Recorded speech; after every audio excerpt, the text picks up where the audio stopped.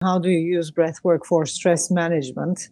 And my question after that will be, what do you suggest people to not to burn out? I mean, it's great to come to a retreat, and they can come to a retreat whenever. And, you know, then they don't have to be sick to come to a retreat. Like, people don't have to get sick, or people don't have to get to a level of burnout. I think there is, I mean, how I see it is, the question is, how can we help people to become aware of their daily habits, or how they live their lives every day, so that they don't, you know, end up in a burnout syndrome. I think that's kind of like, that's a big deal. Yes, I think there's one thing we need to remember about burnout, and it is, and especially in the corporate setting. So not if you have your own business, if you're working for a company, is that generally it's not the person's fault. I mean, burnout comes because they have too much workload, because they don't feel valued, because they have no control over their time and their workload. And that totally plays out in the people who come and stay with me. I mean, they've either been bullied out of their position, or people have left because of a management change and they've taken on other people's work. So let's, number one, because there's a big issue of shame, etc., and people blaming themselves about burnout, but it's generally due to a whole lot of external factors. So that's one point I want to make.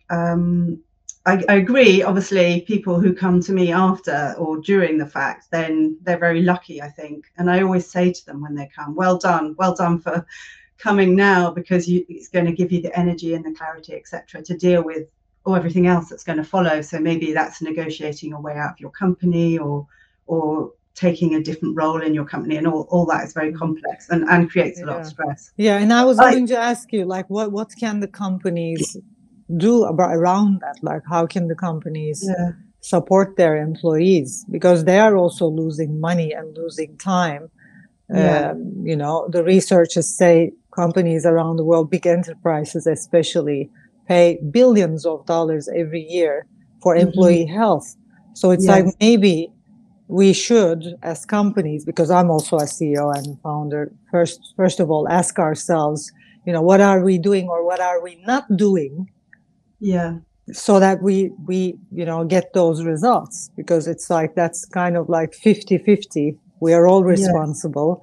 What do you suggest to all the enterprises and the corporates? What would you like them to I think a lot of it comes from leadership. I think it just strikes me every time I have somebody and they unwrap their story that there hasn't been very much leadership, and a lot of it's left to HR. And I feel sorry for HR, because I think they get a lot of flack. So HR are left with this person who's falling apart and they don't know what to do. So I think a lot of it comes from leadership. And if the leaders care, and if the leaders take time out, and if the leaders look after themselves, etc., then I think that's a model that can trickle down. So I think a lot of it is that, you know, and also leaders and CEOs being aware of what's happening in their company, and, you know, not just relying on the lower level managers. You know, I mean, everybody's under stress and pressure, aren't they? But if we can find a way to work together, I think that would, you know, be very helpful. Obviously, a lot of, I think, training and working with people together, like some of the work that Breath Hub does, and going into companies and you know, giving them a space to share things and to talk about the stress, etc. I mean, the problem is, it's very hard to say I'm stressed and I can't cope, isn't it? What do you do? You know, it's the human instinct to be competitive and to survive. So you don't go and tell your manager you can't cope. You just think, oh, well, I'll just get stuck in more. And that's how it starts to go wrong, I think. So what I hear, better communication in companies. Yeah. So what I hear is, it's like, maybe you know, that's kind of like an invitation for all the companies and enterprises, understanding that first, the world we live in is tough. You know, it's like there's a lot of competition in the corporate area, and also on the human level as well, in the corporates. And also, you know, everything happening, life is fast, a lot of things happening at the same time.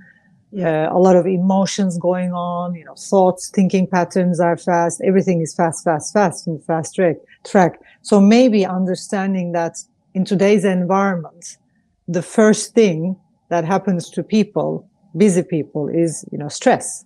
It's like, that's part of our lives now. And, you know, even before people tell us, the employees tell us, I can't cope anymore, or, I have the burnout syndrome, or, whatever's happening, I'm tired, or I have chronic fatigue, or whatever. Maybe understanding that stress is part of our lives now, and adding, some little substance like Breath Hub, supporting our employees to use it every day, because that was why we developed Breath Hub, especially on the corporate level, so that people can use it daily for 5 minutes, 10 minutes. Yeah, exactly.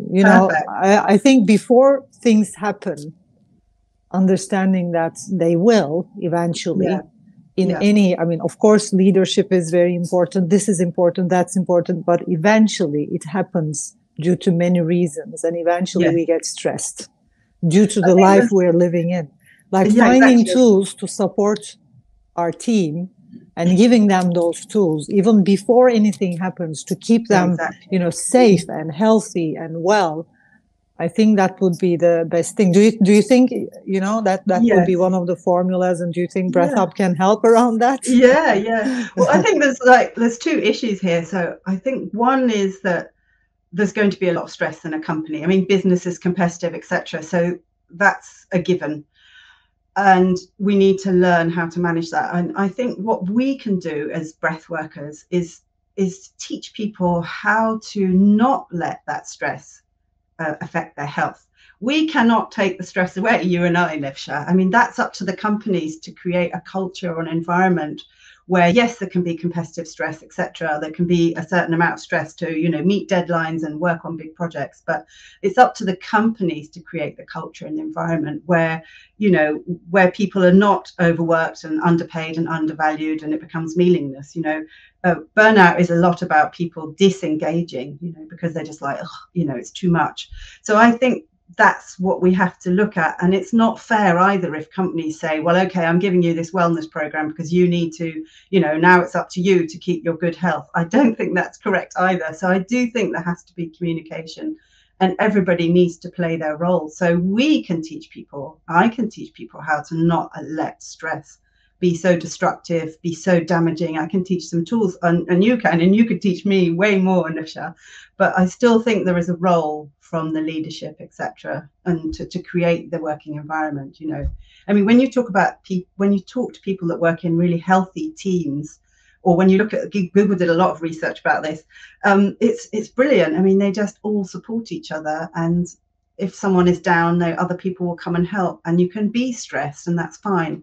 But I think there's a lot of toxic culture, and unfortunately I get a lot of the people who have been spat out of the system, and without support, and people that have worked, sometimes 20 years in companies, and they're just pushed out with a package sometimes, but it's like they're disposable, and I just think that's a very ugly way to work, and ugly truth of the corporate, especially the, I think, enterprise environment, where there are a lot of people, and I can see it in both sides, from the both sides of the story, because I have a lot of students I've been supporting who have been employees and who have been working in professional, enterprises, companies, and I'm also a company owner myself, a CEO myself. So I'm on both sides. So I see both sides of the story. Yes. So I can understand why they act that way, and why there is no time left because you have too many responsibilities. But then again, I think creating a system where each and every individual feels supported and valued, that's also one of the responsibilities of all the managers and the CEOs and the executive team, and understanding that we are working with humans. Exactly. They are not robots, or they are not machines. There's this human side which needs that nurturing energy. And how I look at it is, because I'm also connected with a lot of female platforms in the corporate business, like supporting each other. I think the old way, the masculine way, too masculine way, like goals and setting goals and working like hell and go-getters, that doesn't work anymore, because that made a lot of people sick and burnout and all that. I think we have to we need different ways, more feminine ways in the work environment, like more nurturing ways, and so that people can, people can go to work or go to the office and not feel like they go to the office, but more like a family. Because what you said is, it's like people supporting each other. It's kind of like more family environment, more kind of like this mothering energy the core company gives. So we need that. We need more, feminine energy and more female leadership and more nurturing and understanding all the nurturing methods. So we should not only, like you said, give people ways to nurture themselves, but also find ways and create symptoms to help them feel nurtured. I think that nurturing is key, because I've had about 50 or 60 people now come and stay on retreats with me, and one of the things that I've understood is that it's the whole experience that counts, because when they walk through my front door, it's like they let go of their stress, their pets, their children, their house, and then they come into my home like they're my friend, really, like they're my guests, and then everything is included, the food and all that. And a lot of them have said, I just feel so nurtured, and especially the women who are often the nurturers in their own little family or their own team at work. So I think feeling that someone is caring for you and looking out for you and sharing the responsibility with you is something that companies could do better. Exactly. Because that is what, so often what happens is people come to me with terrible insomnia and all the really chronic issues of stress, and then they sleep because we've done yoga, we've done breath work, I've sent them down to the beach, they've had lovely food, they feel safe, and then boom, they sleep for the first time, sometimes in months. And I just think that is a truly wonderful thing of the body, because the body is then feeling safe and it can finally relax, So I think a lot of the issues, one of the ways that breath can help manage stress is that, as you know, and I know you're way more qualified than me, Nevşah, is that, we can use breath to bring our body back to calm. And that's the key thing, I think. If you're in a stressful meeting or you've had a bad email or you're being shouted at, obviously your body's going to go into survival mode and your breathing pattern is going to change, obviously, and that's how we're designed, and that's fine. We should thank our stress response for looking after us.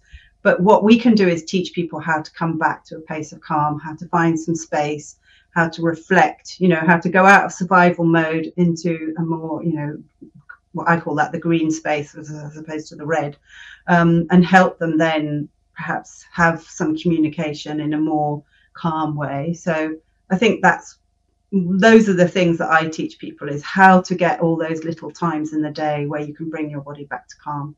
Because as you know, Nevşah, many people live with chronic levels of stress. They never have the chance to release it, which is what they do, I think, when they come to me. So, teaching people these little micro breath moments in the day and how to release tension is what we can do by going into and then yes, you are responsible for yourself. I always say to people, don't let a company ruin your health.